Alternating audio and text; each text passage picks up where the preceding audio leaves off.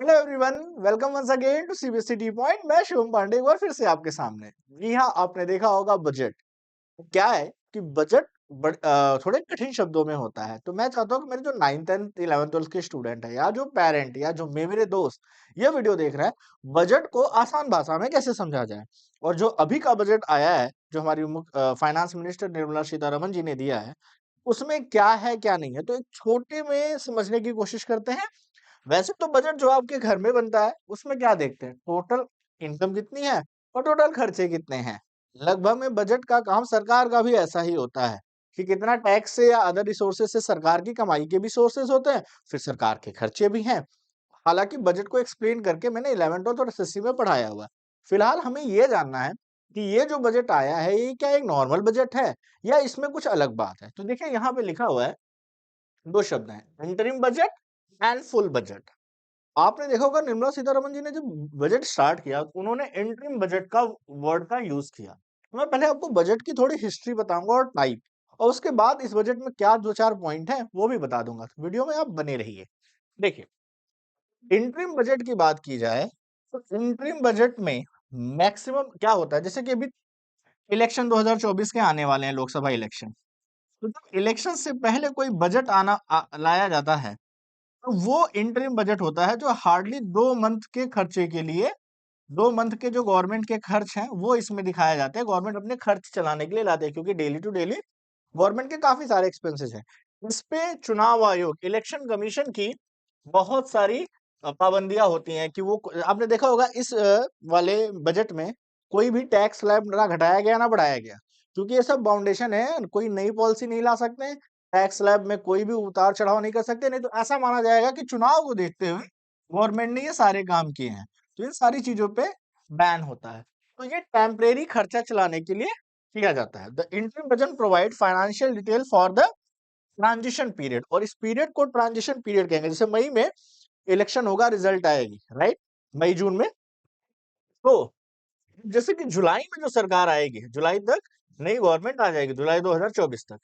इस टाइम हमारा आएगा फुल बजट। फुल बजट कब आएगा? 2024 में। उस बजट में देखना होगा कि जो भी सरकार आ रही है, चाहे बीजेपी की हो, गठबंधन की हो, जिसकी भी हो, उनकी क्या पॉलिसी है और अगले साल तक देश को किस दिशा में लेके जाना चाहते हैं। लेकिन इंटरिम बजट इंपॉर्टेंट क्यों होता है? क्योंकि इससे ये पता चल जाता है कि सरकार की सोच क्या है, वो इसमें झलक दिख जाती है थोड़ी बहुत योजनाओं के साथ। जी हाँ।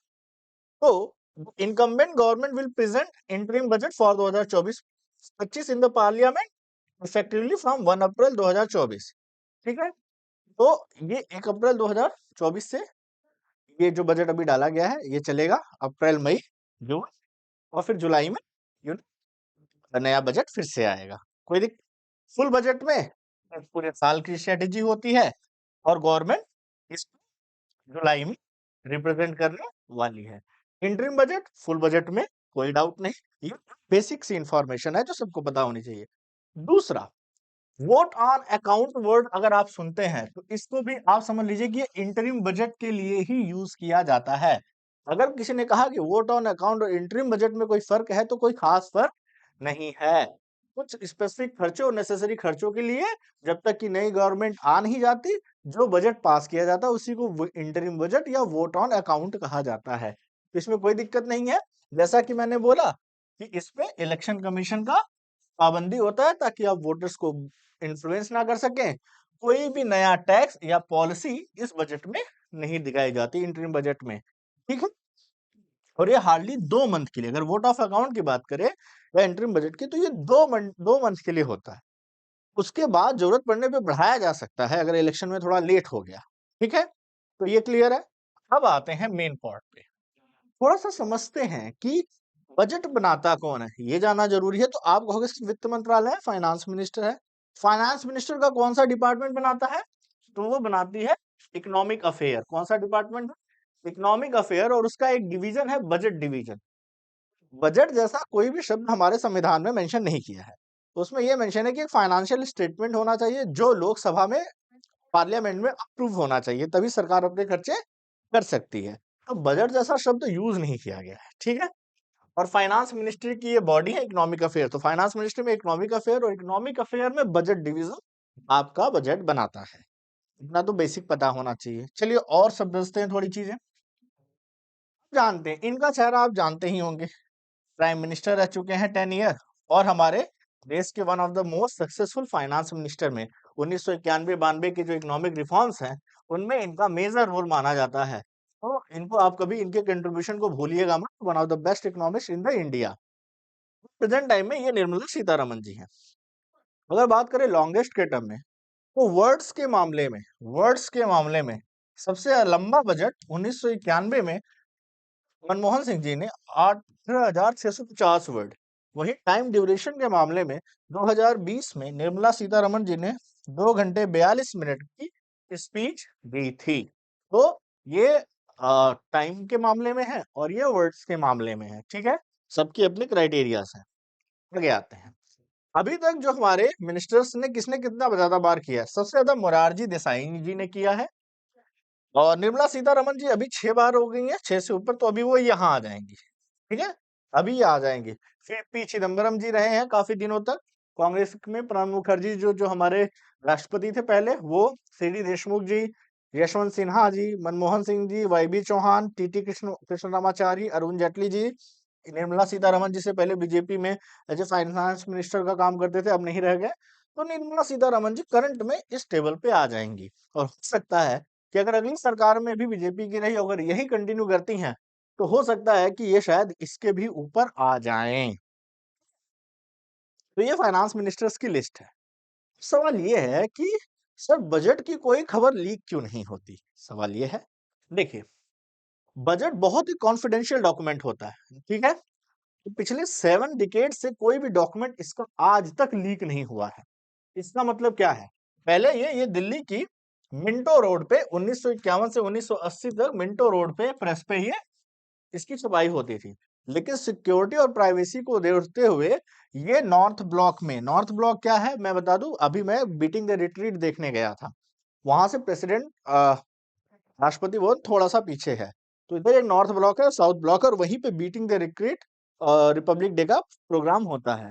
तो नॉर्थ ब्लॉक के बेसमेंट में अब इस प्रिंटिंग प्रेस को कर दिया गया है, और काफी तगड़ी सिक्योरिटी रखी जाती है ताकि एक भी डॉक्यूमेंट लीक ना हो।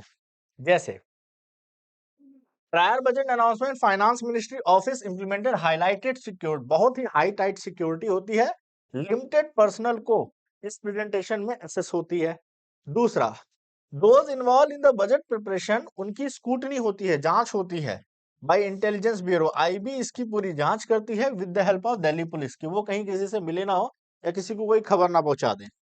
एक intelligent team headed by joint secretary, और वाइगेंटली उनको मॉनिटर करती है, मतलब हर एक person under the criteria of जांच रहता है, सर्विलांस के अंदर रहता है कि वो कहीं से कोई डॉक्यूमेंट लीक ना करते, इतना सिक्योर होता है। और नॉर्थ कैंपस की सिक्योरिटी भी बहुत तगड़ी है, कभी आपको मौका मिले तो जाइए। फाइनेंस मिनिस्ट्री, अब बजट में क्या पॉइंट्स थे, ये तो आपने थोड़ी हिस्ट्री जान ली, थोड़े से पॉइंट्स जान लीजिए कि इस बजट में जब इंटरिम बजट है तो क्या था क्या नहीं था। मोदी जी ने अभी अपनी स्पीच में एक बार बोला था कि हमारे देश में केवल 4 जातियां हैं। कौन सी जातियां हैं भाई? पहला, मेरे लिए सबसे बड़ी जाति है किसान। किसान, तो आप लिख लीजिए किसान, फार्मर। ठीक है, उसके बाद क्या बोला उन्होंने? For me biggest caste is, फिर गरीब जो पुअर है वो। For me the biggest caste is youth, मतलब युवा। And biggest caste is women, और महिलाएं।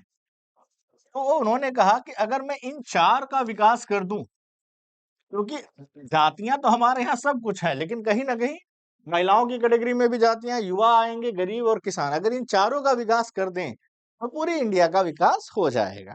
तो ये उनका अपना टर्म था, और इसी को माइंड में रखते हुए इस बजट को पेश किया गया। क्योंकि इंटरिम बजट है तो कुछ खास पॉइंट्स नहीं, कोई चेंज नहीं आए हैं।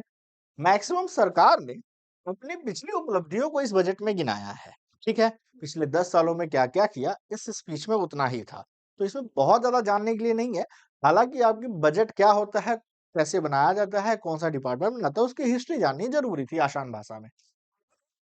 इन 4 जातियों के उत्थान को भारत विकसित बनाएगा, और इसी के सेंटेंस के साथ निर्मला सीतारमन जी ने अपनी स्पीच को शुरू किया था। ओके, आते हैं।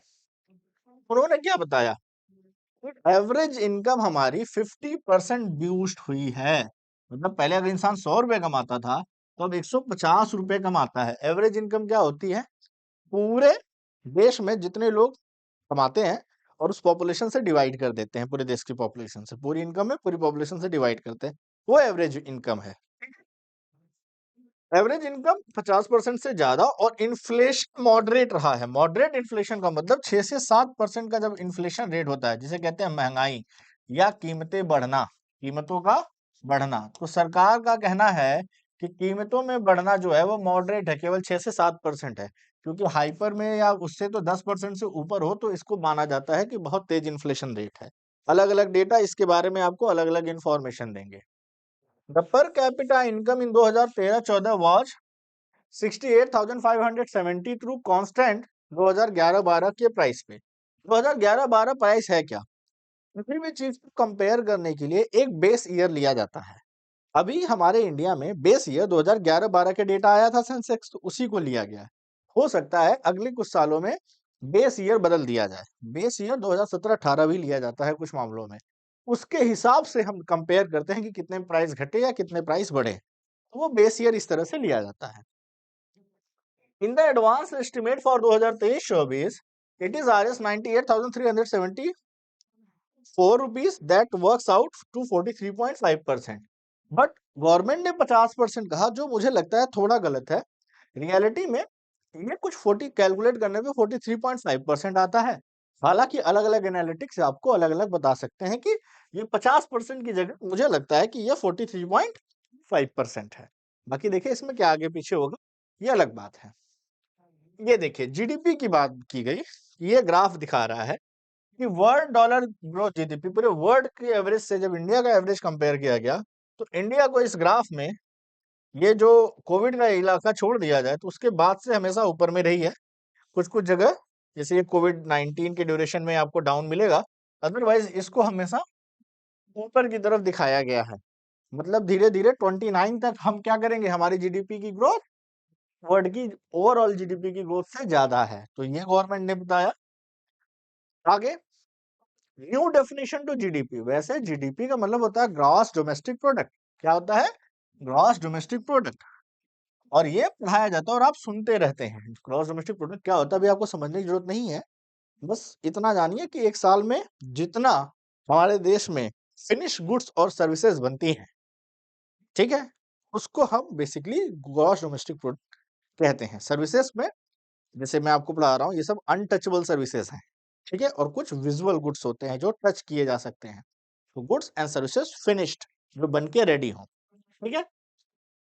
तो उन्होंने बोला कि भाई गवर्नमेंट ने एक नया डेफिनेशन दिया जीडीपी का। उन्होंने कहा गवर्नेंस, डेवलपमेंट एंड परफॉर्मेंस।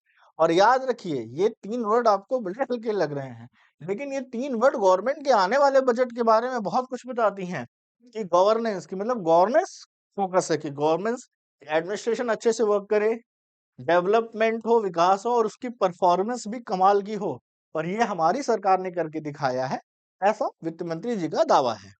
इसमें जीडीपी की ये जो नई डेफिनेशन आई है, ये मायने भी रखती है और सरकार के इंटेंशंस को दिखाती है कि आने वाले ड्यूरेशन में वो क्या करने वाले हैं। लास्ट, सरकार ने ये भी गिना है कि सन 2014 से ही कंपेयर करेंगे, क्योंकि इससे पहले इनकी सरकारें नहीं थी। तो 2014 से आए कि भाई 16 आईआईटीज थे, अब ये स्टूडेंट के लिए जरूरी है कि 23 आईआईटीज हो गई। एम्स 7 थे, अभी हमने 22 कर दिए हैं। यूनिवर्सिटी 723 थी, अभी 1113 यूनिवर्सिटीज हैं। तो इससे स्टूडेंट्स के लिए, कॉलेजेस के अप्रोच के लिए, एजुकेशन पे इन्होंने बहुत ध्यान दिया है, ऐसा सरकार का दावा है। और ये आंकड़े शायद उसको दिखाते हो। और चलिए वीडियो को एंड करते हैं इस स्लाइड के साथ। देखिए सरकार ने कहा है कि सबसे ज्यादा हमने वर्क नारी शक्ति पे किया है। नारी शक्ति पे कैसे किया है, देखिए इनका ये जो डेटा है, वो कहते हैं कि हायर एजुकेशन में 28% का बढ़ावा हुआ है 10 इयर्स में। एसटीईएम कोर्सेज मतलब साइंस, टेक्नोलॉजी, इंजीनियरिंग और मैथ, स्टेम का मतलब साइंस, टेक्नोलॉजी, इंजीनियरिंग और मैथमेटिक्स के क्षेत्र में वुमेन्स ने 43% का एनरोलमेंट कराया। मतलब महिलाएं हायर एजुकेशन की तरफ बहुत ज्यादा जा रही हैं, और ये रियलिटी है। I agree with them. One of the highest in the world, मतलब इंडिया में, वर्ल्ड में पूरा सबसे ज्यादा हायर एजुकेशन में जाने वाले इंडिया में फीमेल्स हैं। All these steps are reflected in the increasing participation of women in the workforce, और आप काम वाली जगहों पे महिलाओं के पार्टिसिपेशन को बढ़ते हुए महसूस कर सकते हैं ये बदलाव, जो कि सही है। मेकिंग ट्रिपल तलाक इलीगल, हमने ट्रिपल तलाक इलीगल कराया, जिससे कि हमारी मुस्लिम बहनों की जिंदगी में थोड़ी सी आसानी हुई।